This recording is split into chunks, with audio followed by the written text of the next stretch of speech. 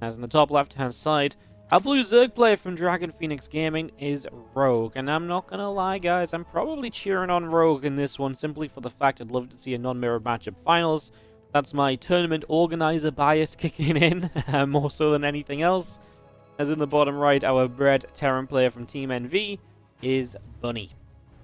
Really cool to see Bunny placing well. I feel like it's been an eternity since I've had to pay money out to Bunny, which is I think the last time I actually had to pay money out to Bunny was probably because I lost to him in poker. No, actually that didn't happen. No, I probably didn't. There's no way I lost to Bunny in poker. Yeah. If I had paid out Bunny recently, it probably would have been because of poker at Home Story Cup, but the reality is he's just a bit of a degenerate. Let's just leave it at that.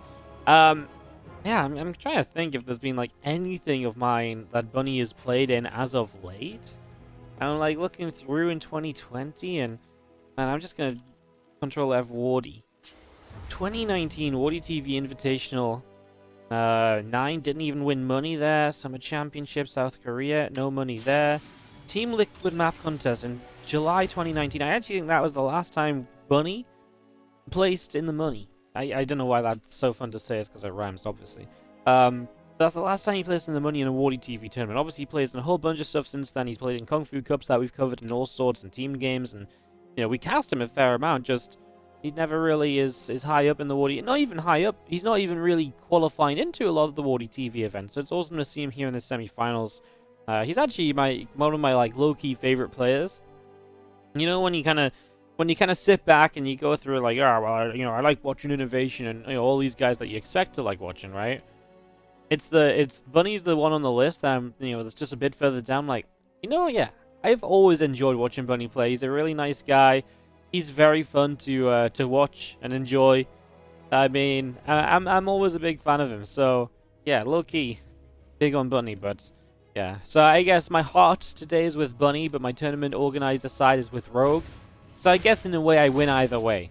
With whoever wins this best of 5, as the damage is split across all of the lings to start us off. So a not so successful Reaper right away, and taking some shots as well, is now pushed back and can't really contest that first creep teamer of the game. The third hatchery already down, and Rogue is going up against the third CC. So fast 3 CC in the main of Bunny with 1 gas, and very standard stuff to get us started here. Going to stop that factory onto the reactor, and what are we going to see? This SCV was sat there waiting, so he's going to build a starport. This is all very near the edge, right? The barracks isn't going very far back or anything.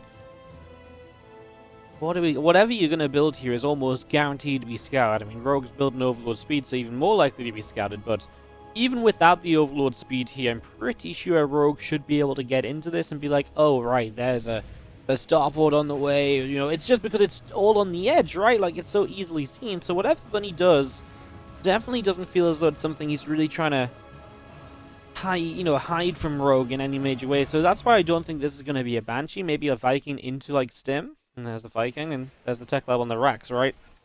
I mean, obviously the gas was lining up for that as well, so things to look at there. He does take second gas down on the low ground, which is obviously a nice little position just to try and hide the second gas timing from his opponent, and something that sometimes your opponent can read into a little bit. So, there are things to look at here in game number 1. As you just have our Red Terran moving around the left-hand side, the Reaper and a couple of Hellions make their way around over to the left. And otherwise, yeah, just kind of keeping up a little bit of pressure. Stim's on the way in. Good news about the Viking is it guarantees some kills on these speedy overlords, so at least you are getting kills, in return for the scouting. And of course, you've invested into that. Now look at this, factory off the reactors. That's a very quick switch off.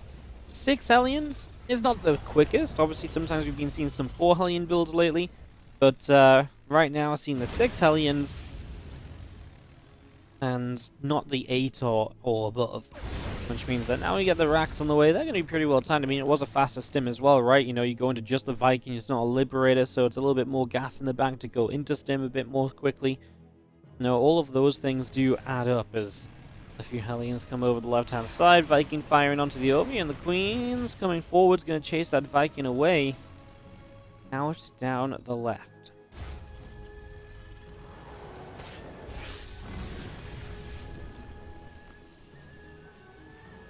Don't want Hellions show up, and they just roast that Zergling down, no problem at all. Now, Bunny just still moving this Viking around up the top left-hand side. We do see a hatchery on the 4th base. And so just seeing the Reaper and the few Hellions making their way around the right side of this as well. So, making their way around, Hellions taking quite a bit of damage. Doing quite a bit of damage. Sorry, obviously the Zergling's dealing quite a bit of, taking quite a bit of damage. And the Bane speed coming up now. Rogue, he's up to 5 gases, so you'd imagine this is going to be some further tech than just Ling Bane, because that's quite a lot of gas to have on the way. He's going to add extra. Okay, no, maybe it is actually just pure Ling Bane, because he adds 2 extra hatcheries, one here and then one on the macro hatch already. So maybe he does stay pretty Ling Bane heavy for a while. It's just the carapace upgrade too, so he doesn't even go double upgrades just yet. He does have 2 Evo chambers, so that melee is more likely just forgotten at this stage, especially because at the moment he already has the money for it. Rogue Morphin Banelings, he's absolutely preparing to make sure that he's going to be able to deal with the first little push of Bunny, but it's just not ready to move out yet. Yeah, Stim is done, but 1-1 combat shield's on the way, the medevacs are just about to pop. You know, this attack is not yet ready to move out, so these few Banelings of Rogue could have absolutely been delayed, but then what is he actually going to delay for? Well, he could have delayed to absolutely guarantee that he goes +1 melee up, for example. Now some Hellions do come through, and they get a creep tumor, but one creep tumor and a Hellion goes down, the other ones are lower than they should be. Still not really ideal, is it? Rogue going to play this Burrow, something we saw him using in the... was it Rogue, actually? I don't think it was Rogue. I think it was Ragnarok using it against Cure in yesterday's quarterfinals. Rogue was playing some ZvT, so it wasn't him as long as it was yesterday. So yeah, Rogue playing a fairly early Burrow, and now an Infestation Pit as he gets ready to tech up. So obviously you expect if you're playing pure Ling Bane, the idea is you go straight up into the Infestation Pit, straight to Hive, and you just rush into Ultras a little bit faster than usual, right? And what that does for you is it just gives you that kind of sturdy backbone to the Ling Bane army. One of the problems with this style is always going to be drop play, right? You don't have any real anti-air. You've got the Queens, but they're not able to chase medevacs down or anything, so if Bunny can really identify what's going on, more medevacs and more drops, especially for someone that loves to drop so much, and as we know Bunny does, if that's something that can happen, yeah, I could get behind that. As these medevacs load up. Over the right-hand side, there's a couple of tanks in the medevac. Hellions come through, just picking off the Zergling there.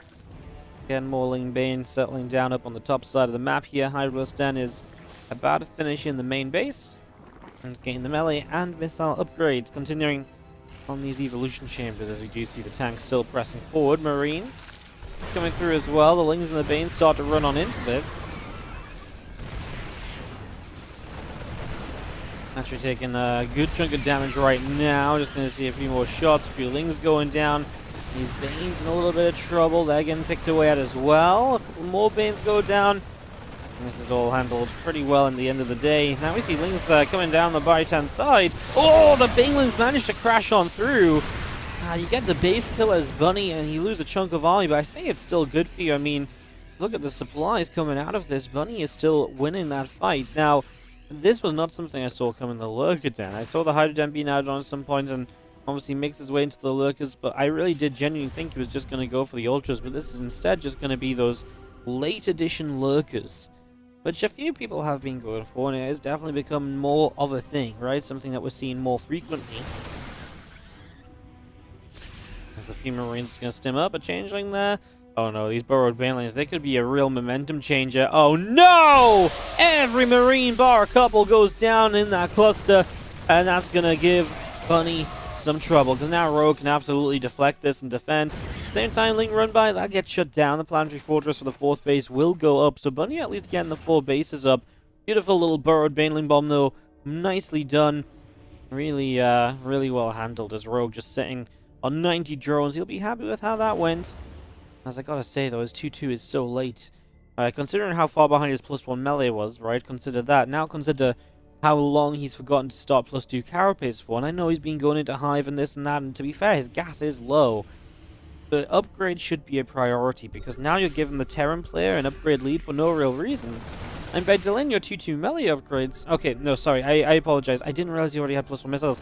I was about to make this point. I was like, by delaying +2 melee, what you're doing is you're not actually going to get your missile upgrades for the Lurkers real quick. But Wardy, you're stupid. he's already got a missile upgrade, so that's why the Carapace has been slowed down. He got the +1 missiles after Carapace, and now it starts up the +2/+2 melee upgrades together. Okay, so that does make a little bit more sense. So I'll take that back and apologize. Yeah, Rogue is... I even saw this on the production tab with the Hydra Den. I just... You know when your brain thinks about one thing at one moment and then completely erases it for the next? Yeah, that's what my... Maybe you guys don't know that, but I know that feel real well. It just happened. Banes crash through the depots. They don't get much further. They get a couple lower health SCVs. And tank clearing up the majority of them. And this time scanning ahead, making sure to get rid of any burrowed banelings on the path that he's taking out over to the far right-hand side.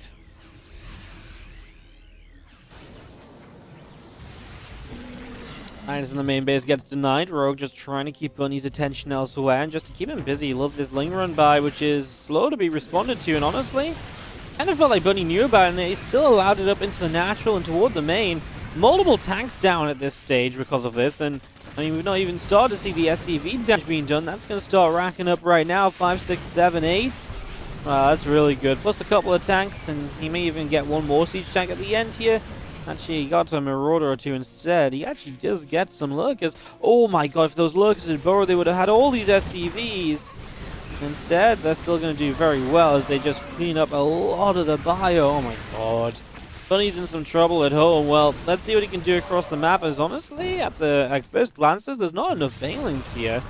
Lurker on the high ground. Gonna need to make sure you have the scans for that, as these Lurkers derp out a little bit. Oh my god, units are still dying in this main base. That's the problem. Lurker plays like this are just so frustrating to deal with. They take so much attention. And that's why the Nidus in the main can be so good, because you're taking so much attention from Bunny. He's got to spend so much time dealing with this. It means he can't be as proactive with the army on the map as he would like to be. And obviously he's really messed up this defense back at home as well, really allowing Rogue to solidify now a very comfortable position. 12.5 minutes into Death Aura.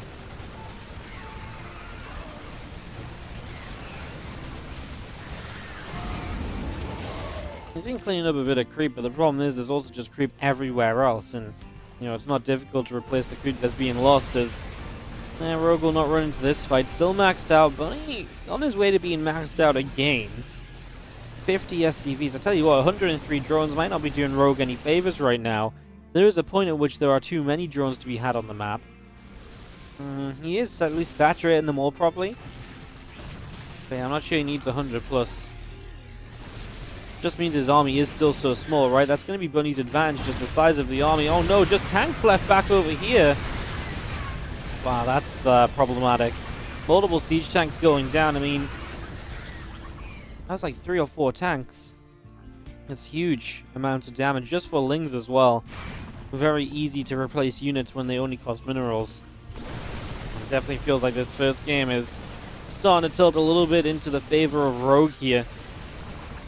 As we pull back around the set of units on the right-hand side, Command Center from Bunny lifts off. A couple of Lurkers were trying to chip their way through that.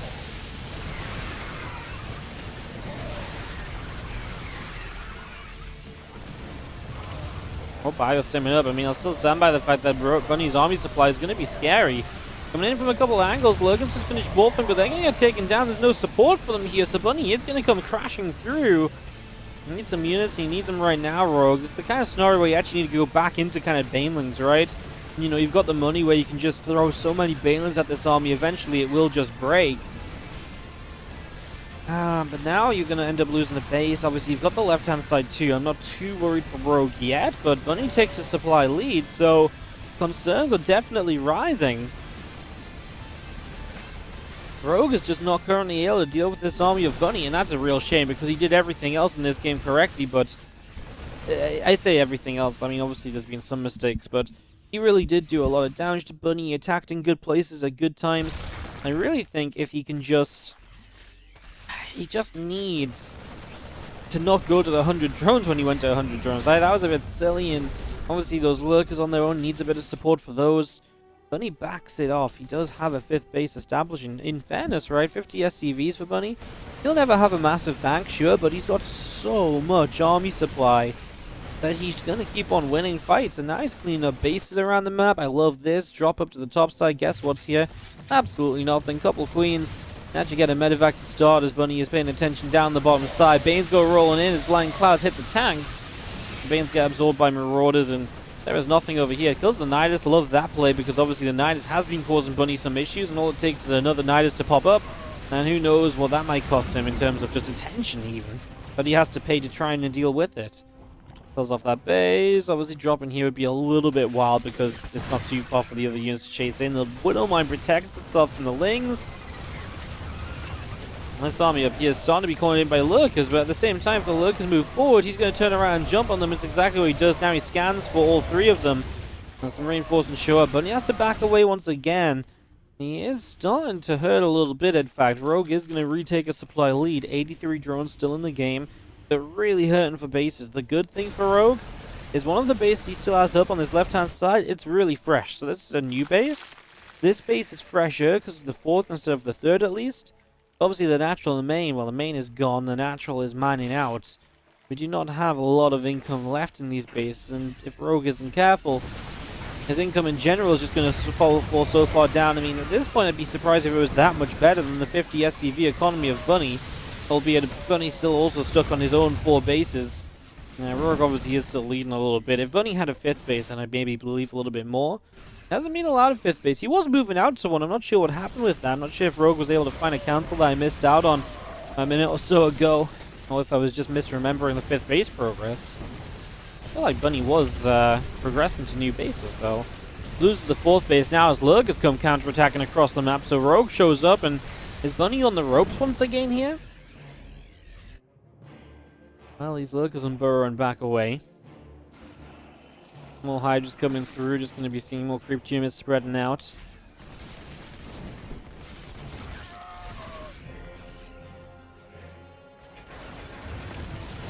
I'm just going to siege up here from Bunny, just kind of hold the center of the map a little bit better. Rokan's still got Lurkers firing away, and there's a little Bioforce on the bottom side from Bunny. Still taking some damage. There's the Lurker firing some shots. Now we do have Bunny still hanging out at the front. The Lurker's firing, the Bio going to stem forward here, so we're going to see one of those going down, another one in some trouble as well. Maybe, possibly, needs a scan, doesn't have it, obviously, otherwise he would have dropped it by now. That Lurker's just been firing, somehow only has 1 kill.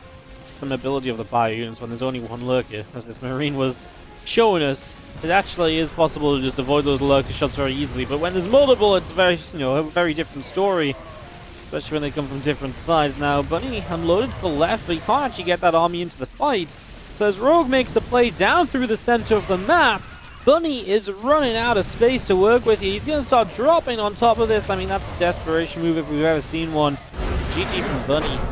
Kind of felt like he had it for a moment or two. I mean, felt like Rogue had the game overall, but Bunny made a fantastic comeback and just wasn't quite able to do enough to actually turn it into his favor in the end. He just wasn't.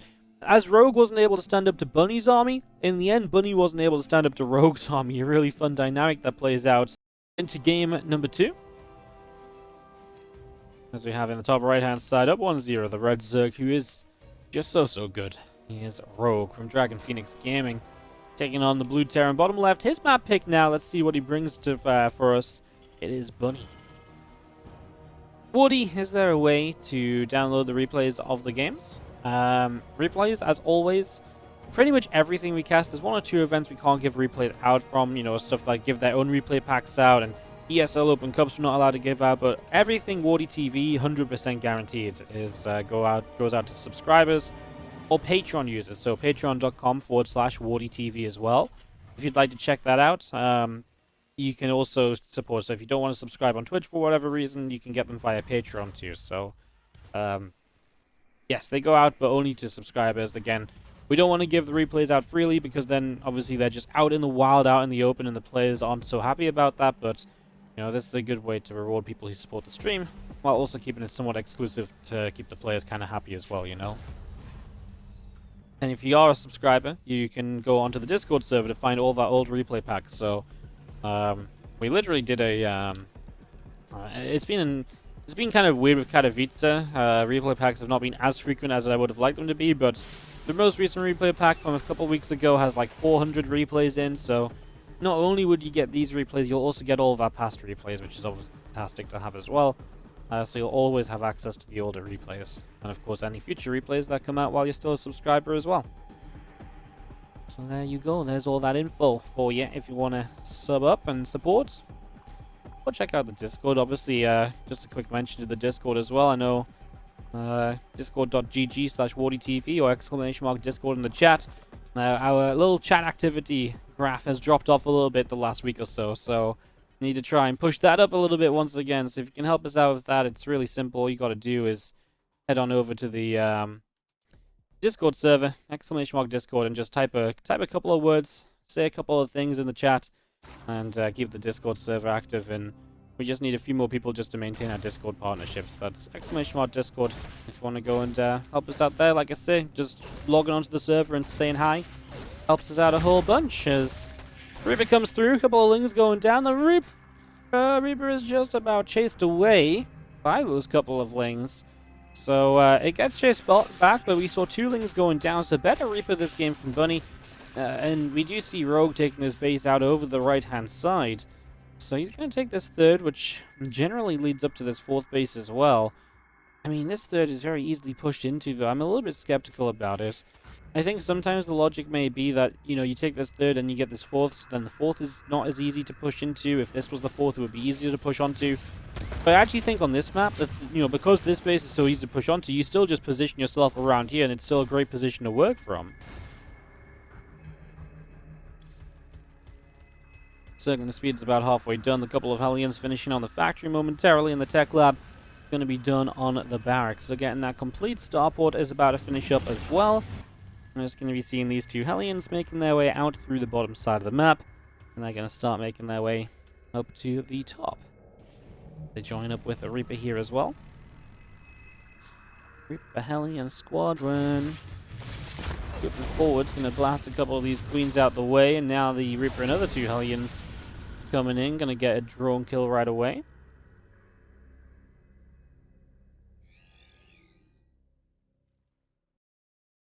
I think it's the same principle as the forward base on Romanticide. You get to spread creep faster. That's true, right? It gives you easier access to creep out here, right? And the idea is if you can take creep out here, you can obviously control this area, which I'm talking about, which is hard to kind of, you know, defend against pushes more easily, right? So there is that aspect to it, absolutely. I don't disagree with it. I know that a few players actually take this base. It's obviously, you know, there are some, but, you know, multiple positives and multiple negatives to it as well, really. I actually think this base is pretty bad if you go up against a 2-1-1, for example, because a 2-1-1 is going to love being like stim here, deny a bit of creep, hit mineral line, whoop, lift up into the main base, and you got to go running all the way around here to go deal with that, right? Whereas if you're over here and you're doing that sort of harassment, even if you get to the mineral line, what can you do? Jump up into the natural? I mean, that's such a quick response to go and, you know, get units there instead. So, yeah, you know, definitely positives, definitely negatives for sure. Pros and cons. The beauty of Starcraft, right? Certain things aren't just straight up good without any negatives. Apart from Protoss. Protoss is pretty good, right? No, we can't meme about Protoss, guys. They haven't won enough stuff lately. Alright, gonna be seeing the few Hellions and the Reaper just sitting out in the center. Here comes the Banshee through into the middle. So, Banshee putting some damage out. Queen taking some damage, and we do have another Banshee gonna make its way around the right-hand side. So it's gonna come around the right as we do have our Hellions, our Reaper. Just gonna pick away at a couple of those creep tumors. Some melee upgrades on the way in, and just gonna be seeing the setup from Bunny at home is also gonna be, you know, upgrade focused. Once again, Rogue playing this 5 gas, so similar to the last game when it comes to the gas count.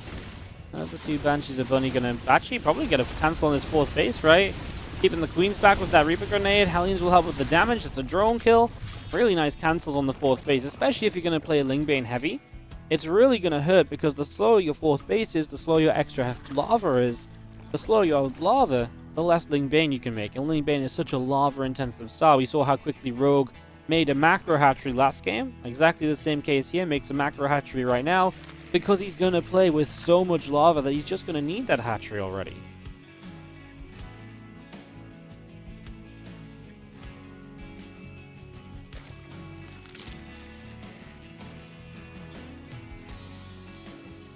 Can't you put a hatch down, cancel it, and spread creep normally where you wouldn't until a lead, etc.? The 75 minutes for a forward creep station seems manageable. It's a lot more complicated than that. I hold that thought because this attack's going to happen. I'll explain after. As queens start to go down, a couple of queens taking some damage. Lings and Banes running in. They're going to get a little surround on the tank. Banes are coming through. I mean, obviously Banes don't have speed or anything, and they're actually continuing to chase forwards here. I mean, the splash damage is kind of gone. He does target the Banes down nicely, but this job is going to be turned around. Just like that.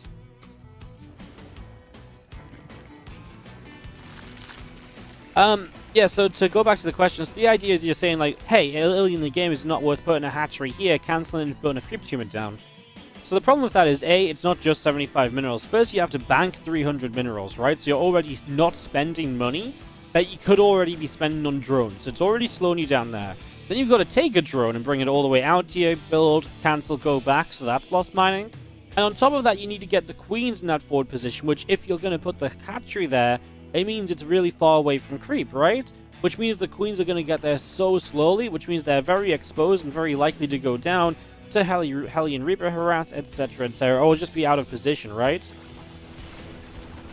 So, yeah. You can do it, and every now and again, some people do it.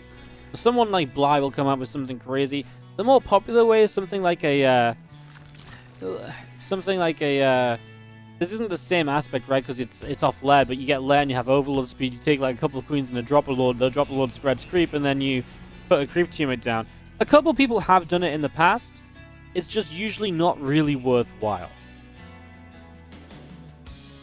You know, most of the time it just doesn't really, like, the positives of it really don't outweigh what is like an onslaught of negatives.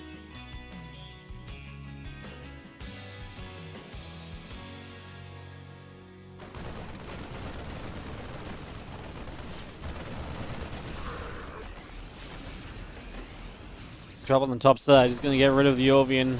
This is going to be a dead hatch. That's nice. No cancel there either, so actually gets to kill off a hatchery. There's 2 hatcheries that Bunny's now killed this game without cancels, so having a pretty good time in that regard as comes back into the center. You know, when you look at resources lost in this game, I talked about that earlier attack and I wasn't so hyped about it, but the actual resources lost is ridiculously in favor of Bunny. Obviously 600 minerals of hatcheries, which should have only been 150, really add on to that as well, but even without those, this has been an incredibly efficient game from Bunny. Now, of course, Rogue is on 90 drones, so you can afford to play it ineffectively, inefficiently.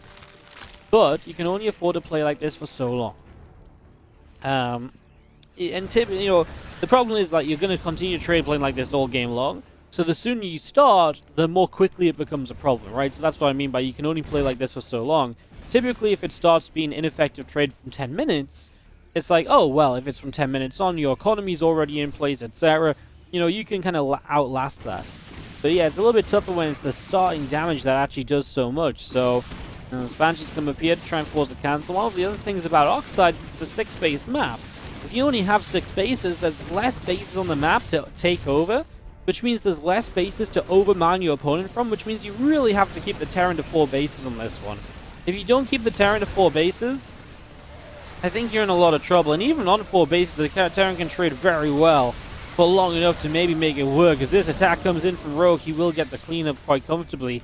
This was a reasonable fight for him, as he does have a drop on the top, though. And again, his 5th base is in some trouble. His 5th that was cancelled a few times, and definitely just having trouble in general. These Banshees still being annoying, too. Yeah, Bunny's playing a good game this time around, but Rogue has gotten to those lurkers, and if there was one thing that created some issues last time around, it was absolutely the lurkers.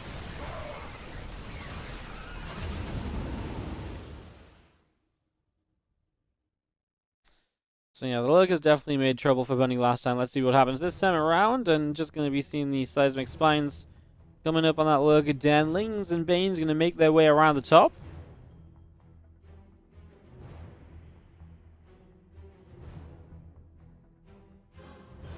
Now, Bunny's just working off the 2 factories. What I find even more interesting... No, actually, hold that thought. Actually, you know what? Never mind what I'm about to say. I don't think it actually makes sense, so... I'll just never say it, and you guys won't have to judge me for it. As the Lings go running up, and just going to catch this little double drop of medevacs and units in the upper left-hand side. Going to get quite a few kills on all of those.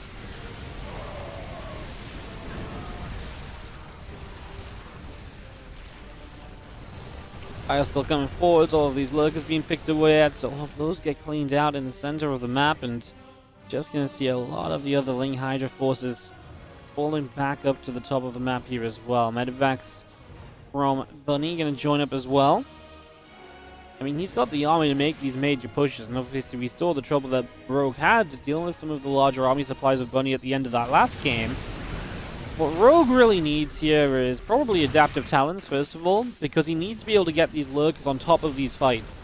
He probably needed to kill off these rocks to give himself an easier access point from the left-hand side to get on top of this army as well. And he's not really going to have much time for that now. He's going to start setting up the lurkers. Remember, seismic expansion is in place, so it really is just the adaptive talents, the burrow speed, that could still come into play to help these lurkers out a little bit. Come up back around the top side as Rogue. Still, you can see that efficiency twice as effective here than the units of Bunny as what Rogue has been so far. Again, lurkers should change that to some extent. And again, like I was saying, it's kind of how TVZ is just meant to be. But now Bunny's getting the 5th base up, and that's what Rogue is not meant to allow to happen. The 5th base is just the start of the end for him, because once Bunny has access to that, he is just never going to have money problems in this game. Rogue is forever going to be the guy that just can't afford to keep on replacing units because of how he's trading.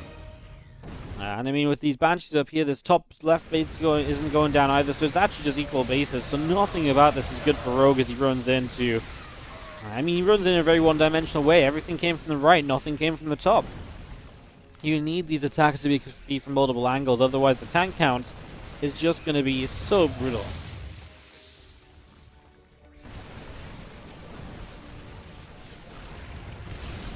Swing goes down, and the Banshee's coming forward. They're going to pick away at these lurkers, as we do see everything else continuing through. Lurkers burrow up, and Rogue attempting to push this back.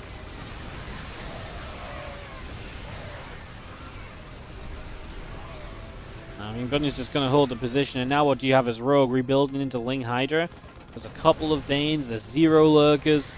So the army composition is only getting worse. These few Marines, I guess, were kind of on their own, though, so maybe as reinforcements show up, Bunny will actually have to back away. Just maybe he didn't need to run forward like that.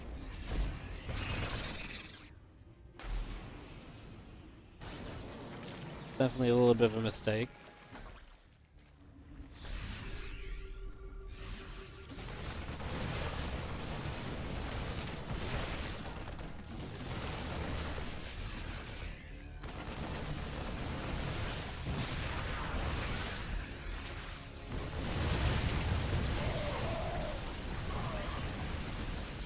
High army coming around the right-hand side. The couple of lurkers continue to move across, and they're going to get kind of jumped on here as Bunny just attempting to break this position. He's killed 5 drones, and I mean, a valiant effort defensively by Rogue, but the game is getting worse for him still.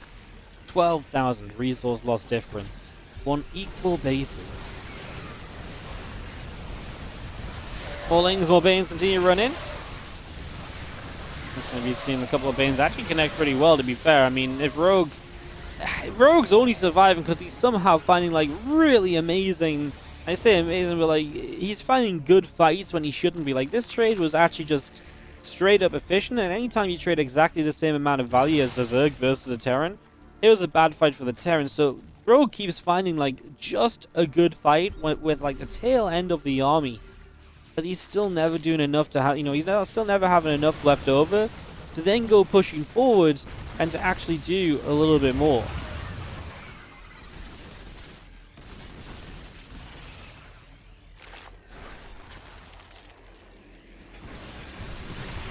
Lib's gonna get sieged up, and these lurkers in some trouble again. I mean, I feel like I'm a broken record on repeat, right? Just lurkers in trouble, this base is being pushed.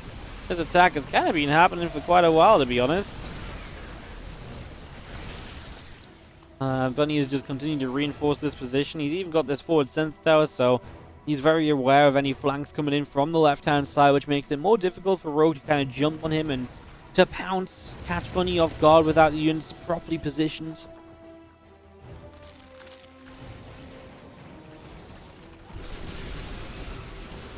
Fire stems in, these couple lugs continue to go down. Ling Bane's still moving through. It's gonna get blown up as well. This right side base, I mean, like I say, it's surviving, sure, but it doesn't matter. Like, Bunny doesn't need to actually kill this hatchery to win this game. He just needs to, like, keep on pressuring, right? By being here, he's forcing Rogue to fight. By forcing Rogue to fight, he's forcing these trades that are efficient for him, and he's keeping the position so he's safe on his side of the map. Rogue has not done anything to Bunny in... Oh, did he do anything to Bunny this game? Not really, right? I mean... He's killed 2 SCVs.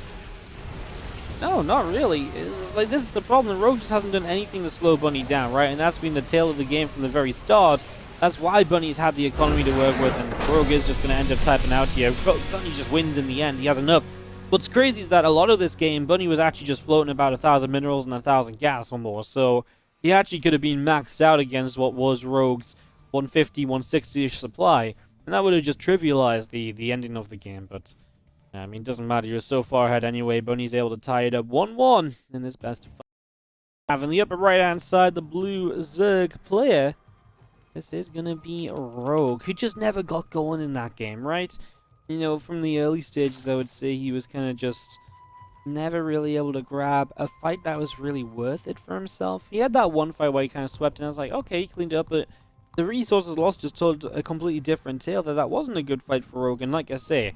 You start that far behind on resources lost, that start of the mid-game is so weak, it just weakens everything else from that, and it just makes it so difficult to do what you need to do to take control of the game, to trade effectively, and to kind of just go on from that point on.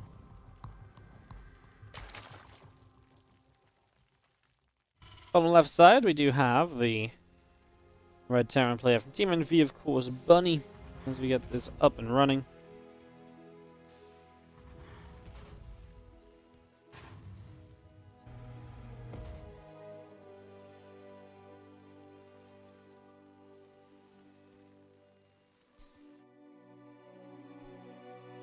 Colors of gold from map number 3.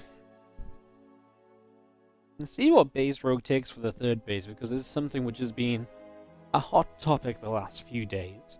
Taking this base to the right-hand side as the third base, you can take this base as your fourth, so you don't have to deal with this position attacking into your fourth base here with this kind of pillar, and just this choke point in general not being very nice to deal with. And just especially, like, even just flanking this position, you got to come all the way down and around.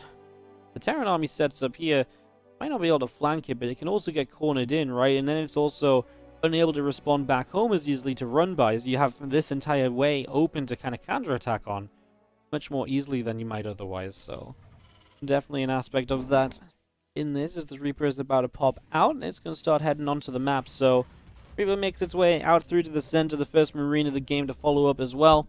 Let's follow our Reaper and see what it can get up to as we go to the upper right-hand side.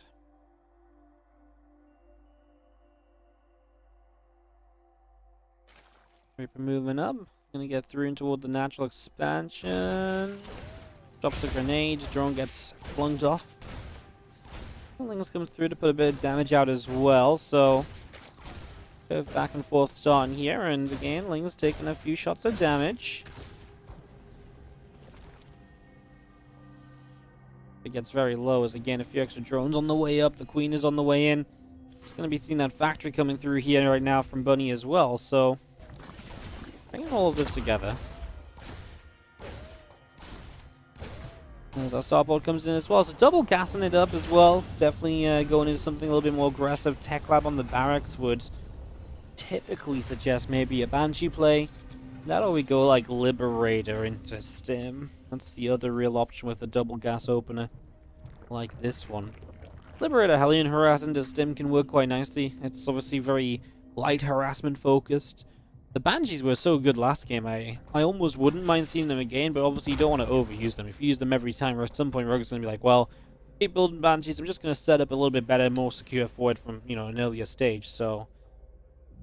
it's just going to be Liberator, so it's going to be Liberator, Hellion, and then into Stim, so... It really, again, gives you a few options. And especially the Liberator can be so annoying, so frustrating, coming back time and time again. There's definitely some potential in that to have a whole bunch of successes. 2 Hellions and a Reaper coming through. Drone goes down. Another drone goes down. We chase around this top side. The few Zerglings chasing into those Hellions. And oh, those drones! Oh, 5 workers killed. Good damage dealt. Is just going to be seeing the Zergling speed of Rogue about to finish up in the main. Again, the creep tumor is starting to spread out to the front, to the left. Getting all of that up and ready to go as we do have our command center coming through onto the natural expansion. Again, the few Hellions make their way out through the bottom side, and the Liberator will also continue its way to the top. So, the Liberator now, this is the real unit which can define how successful this game can be. And that sounds crazy, but if you have an opening here where this Liberator gets across, sieges up, gets a few workers, backs away, re-engages in, you can actually have so much success with this Liberator. Like, you can get so much done. Let's see what he does. It really comes down to keeping the Lib alive for as long as possible. 1 drone, 2 drones. Now is the time to get out of there. It's just too late. The Lib goes down already, and just immediately, that's just a whole portion of the offense of Bunny. That's just taken out of the game. He lost 2 Hellions at some point here as well. That was when he was diving in for the drones, right? So that was actually okay, getting in for the drones and killing and losing the Hellions. That's fine. Obviously, it also just means that there's only 4 Hellions left. So don't get me wrong, I actually like the drone trade, but now you've got only 4 Hellions on the map, and it just feels so weak. It just feels like there's so little you can get done with this now, and, you know, Rogue is just getting creep spread out in all directions. He did take this base, by the way, as well, that I was talking about earlier, about taking this as your 3rd, and then typically this now becomes your 4th base as Rogue. And again, this has been a very interesting development on this map in just the last... well, like I say, last couple of weeks, really, like around Katowice or so. Lib got scouted by a Ling. Yes, the Lib got scouted on the way, but the thing is, you can still siege the Lib, get a couple shots, and then just unsiege back away. The thing is, Clem is the perfect example of this, and I say this a lot as well. Honestly, you could make a Wardy soundboard, and you should put this on it. Because Clem does do this a lot, where he just maintains his units so well. I think retaining them is the best choice of word. His unit retention is just ridiculous. It's through the freaking roof, man. Like, it does so well at just keeping units alive. Like, this Liberator from Clem, he would have sieged, been like, oh, Queen there, unsiege right away, just back away, come back in a moment later, you know, fly it around the other side. And then you've still got a Liberator to deal with as Rogue, and eventually it just chips away at a few more drones here, a few more drones there. Yes, it takes a lot of effort to get all of those workers, but that's effort that you just have to put in, because it just sets you up so well. I think it's really the secret of Clem's success in TVZ, because keeping those units alive in this matchup is very possible, and it's something he does so well. He gets so much value out of it. It's just so hard for the Zergs to have a good early game, and hence a good mid game against him. Marines up the right side, a few creep teamers going down. I don't think this attack will ever do anything. Rogue is playing into a Roach style with 1-1. Now, 67 drones at the moment, a lot more overlords on the way, so it feels like he's going to go pure Roach Ravager from this point. That generally means we're going to be seeing an aggressive attack as that 1-1 kicks in. From there, we'll see if he wants to tech up into the Infestation Pit, go towards Hive, and typically Vipers for, you know, blinding clouds against the siege tanks and stuff. The other option, if you go to Infestation Pit, you know, actually a couple of Infestors can do fairly well with this composition at times. So yeah, there are absolutely some options. As you see the Roach Ravager army moving down through the bottom side here from Rogue. All units show up, medevacs have to lift up, back away, continue through to the bottom. Rogue gonna show up, and this orbital gonna have to lift off and get out of there as well. A few of these Lings going down. It's a lot of Roach Ravager. Rogue's just gonna come up. You know what? Bunny's just not prepared for this. First tank isn't even ready. It's gonna see a jump get bowed down immediately. Wow. Bunny was just zero preparation on this one. Tank count was very late because he didn't know what was going on. He'd been building Widow Mines. And they just don't do anything against Roach Ravager. And Rogue just comes across the map and kills him with that 1-1 timing we were mentioning. I say kills him. Maybe Bunny gets pushed back, or Bunny pushes this back a little bit, but 39 SCV's dead. You know, the game writes itself, right? The story is there in front of you. Mobiles, Marines have to back away. These medevacs still hanging around overhead. A couple more SCVs going down. Let's see this refinery going down on the right-hand side too. So that falls. Just going to be seeing Marines, SCVs continue to come forward. Sierra Roach is going to continue. Couple barrels going down. Tank's going to start firing, and we do have a Roach Ravager going to be successful in the end. Rogue is going to take in number 3. Just want to rewind, just show you just before this fight just what the situation is. It's not like Bunny's had a terrible time. Remember, the Liberator went down kind of early. You look at this game, like, it's just he's lost 2 Widow Mines. He's evacuating the 3rd base. This is all the right idea. Resources lost is fairly even. It's a bit better for the Zerg, which is obviously good. It's just these few extra Marines you lose out on, plus 0 defense, like no bunkers or anything. This is an aggressive attack. You need preparation for it.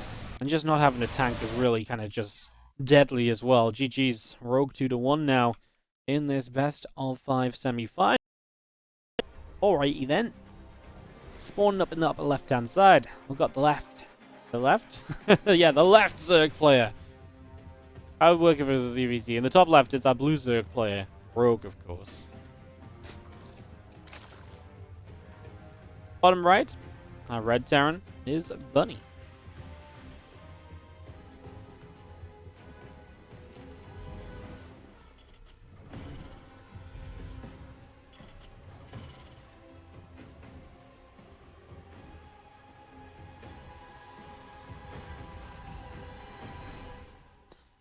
Alrighty, so as we get this up and running, it's Bunny's last chance. Needs to win 2 in a row if he wants to win this out. If he wants to make this happen.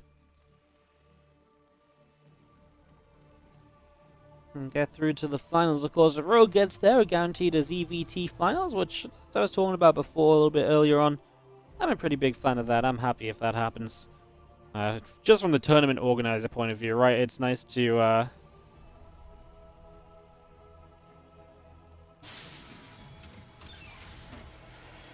and it's nice to be, you know, to have the non-mirror, especially when we're going to have the mirror in the semi-final as well. If we go like TVT, semi-TVT finals, it's like a little bit of a like, ugh, come on, but, you know, TVT and a TVZ again, that'd be cool.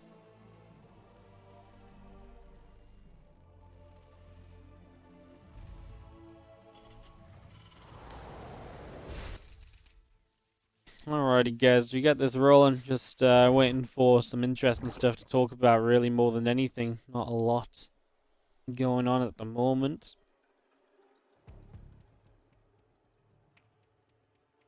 So we just pulling back, guess what, the Reaper's on the way across.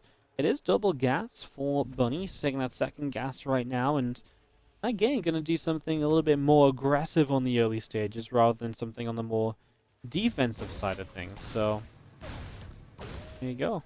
Reaper starts to move on in and is going to go for some Zergling kills. Obviously, that's one which is getting low, not quite enough. That one should go down, was not far enough away when the Reaper got another shot of it, and that's 2 kills again. And he's actually had some pretty successful Reaper harassment in this game. That's laggy.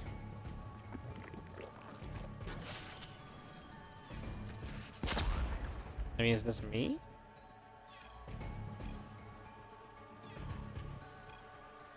Game paused.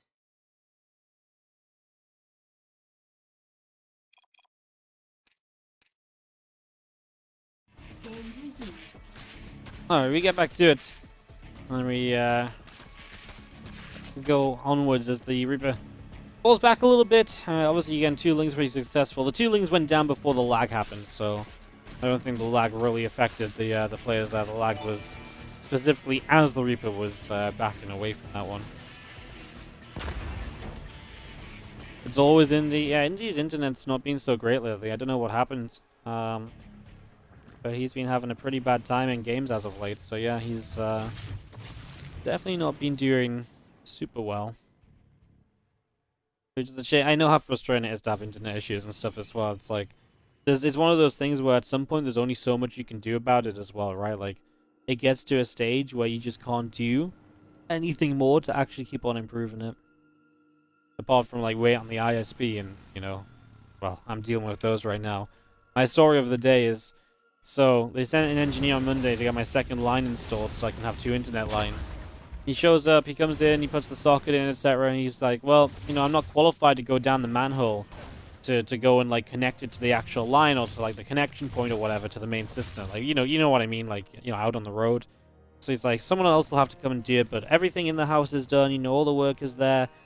you don't have to worry about anything anymore. So they'll just send someone out to do it. So I was like, yeah, okay, sure. So then I got a phone call. I was like, oh, you know, something's wrong. There's a technical fault, and we're gonna have to book you another appointment. So they booked me an appointment for today. I'm like, well, I mean, I get it. Like, whatever. Even if it's just outside, then maybe they need me there. So I was like, right, whatever. Well, that sucks. I got to wake up early again. So I wake up early, and we'll talk about the rest of this cliffhanger. Well, there's a Hellbat attack. Hellbat's gonna move up the ramp. And see what they can do. Nidus on the way from Rogue, by the way. So he's on his way to like a Ling Queen Nidus all-in. But he has to survive the Hellbats. And I mean, Hellbats were going to be good against this Ling Queen Nidus anyway. I mean... Okay, this game was kind of confusing. I mean, Rogue just died, huh?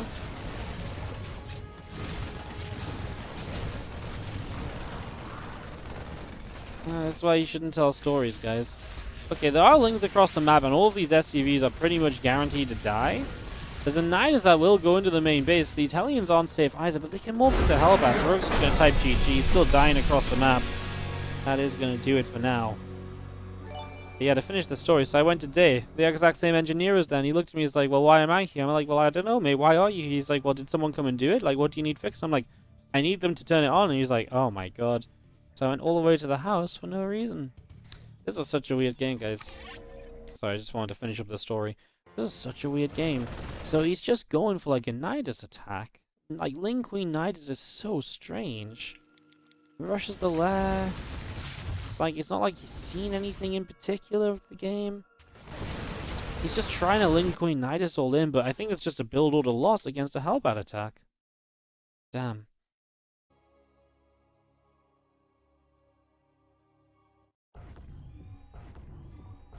Alright, so we start off in the top left-hand side of the map with the Zerg, who was obviously probably not very happy with how the build orders turned out in that last game.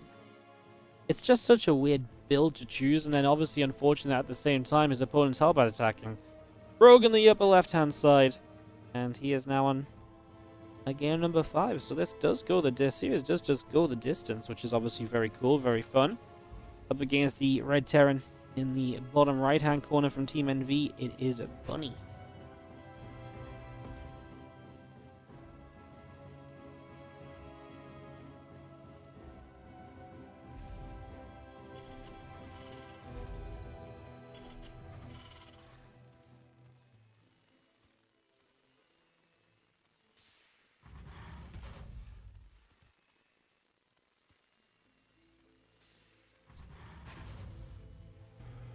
So,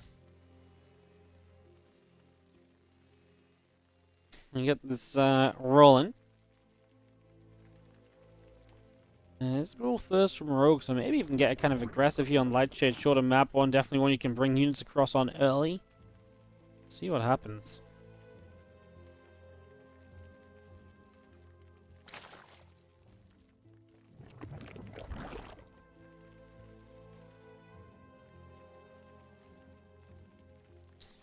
Gas now on the way. 6 lings to start us off. Bunny with the Reaper. No SCV Scout, right? This game?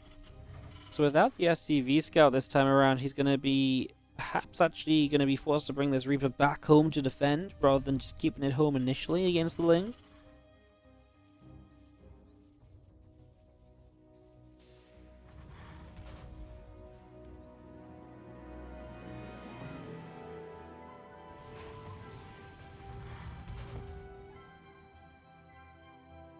Reaper starts up to the top side, and like I say, the lings are already down at the bottom, so they are going to force this Reaper to turn around.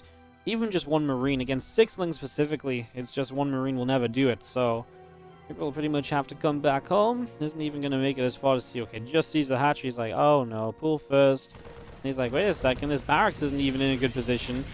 Rogue is like, hello. Well, the good news is the lings run up into the main base, and that's actually good news for Bunny in a way, because it means he can pull the SCVs in to fight this more easily, but yeah, he's going to lose one SCV, and obviously mining time lost as well, and there's a lot of mining time lost too, so Rogue's already benefiting a lot off of these 6 Zerglings for sure.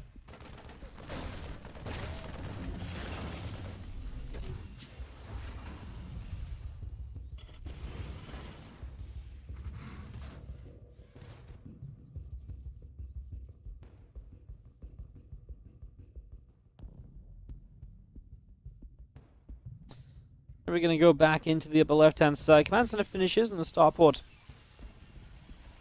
is building on this main, so Bunny showing us where we're going to. Gonna hop up, Queen is here to put some damage out, so Reaper gets turned around pretty quickly. 4 Queens still out the front, and is going to be seeing again link speed coming in. That's finally the Roach Roam going down, so I was kind of expecting this for a while off the opener. It definitely made sense on the map in general, with the pool first coming in initially too. Let's see if Rogue can roach his way to the finals of the tournament today.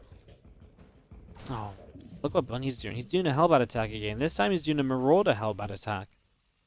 Even, I mean, that's actually fantastic. I think that's good against the Roachling. So, Hellbats are just going to be better than Hellions against a Roachling attack, and obviously Marauders are going to help a lot against the Roaches.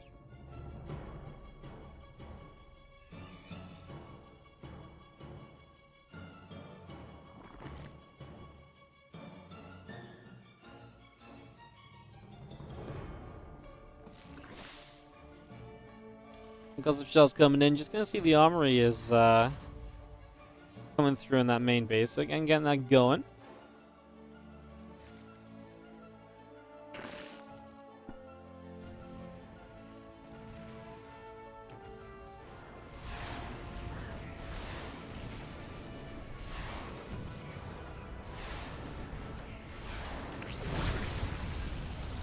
Hellian's going to roast down a Ling. The Viking pulling back just a little bit. Hellion pulling back a moment or two as well. Now come the couple of Marauders. Obviously now you see the Roaches as well. So now as Rogue you're like, well, this sucks. And as Bunny you're like, hell yeah, let's get a couple of kills in here. So doing pretty well with this and just going to be continuing through. Again, more Lings and more Roaches making their way out down the bottom right side. There's a few already over here. I just don't think there's ever going to be the power to break through. Rogue is still making units, though. He's still kind of committing to it. I think he's in trouble, guys. If you're a Rogue fan, there's a Banshee on the way now as well, halfway done.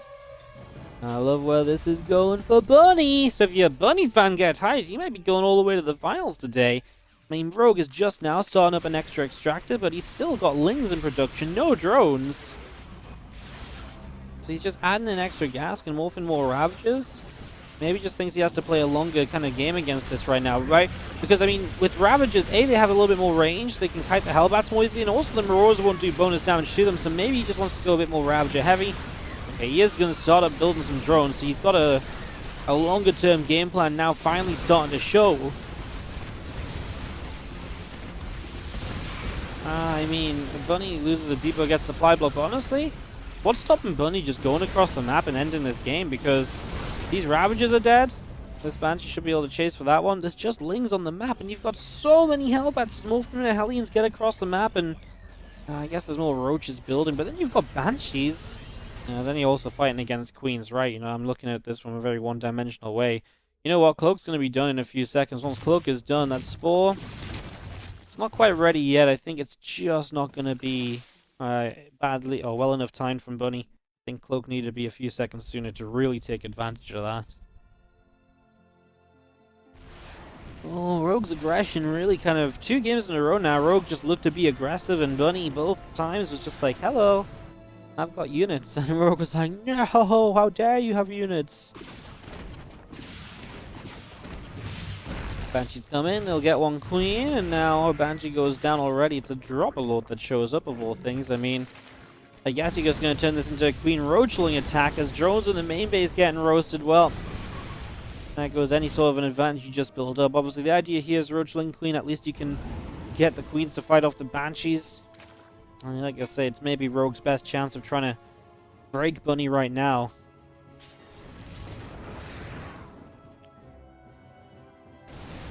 Bunny's flown his 3rd CC out in a position, just in case you're wondering how this game's going for him, so he's pretty comfortable. 1-1 on the way. Stimpak's about to be done too, so these Marauders and Marines are going to get even better in this upcoming fight. There's really only the Queens here. With Lings, a few Roaches showed up, but only 3 of them. Like, there's just not that much stuff. I mean, there's still Hellbats across the map as well. They're going to be annoying. I mean, reinforcements alone are going to struggle to deal with Hellbats. Looks like the medevac will go down. Honestly, I don't think Bunny should care about it. Just let the Hellbats do what they do, and let Rogue worry about that. Just focus on defending, make sure you don't mess this up. Rogue not going in just yet. Still making more units, more Lings and Roaches in production, so he is absolutely going to go for it. Back down to 36 drones. I'm feeling as though he's probably going to commit as see a single depot going down to start us off here. Ravagers dive in. They're going to get a tank.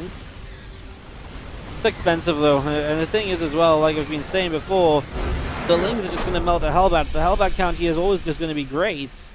That's going to be GG. Bunny takes the victory, and he's going to give us TVT for the rest of the day, but a well-deserved TVT final.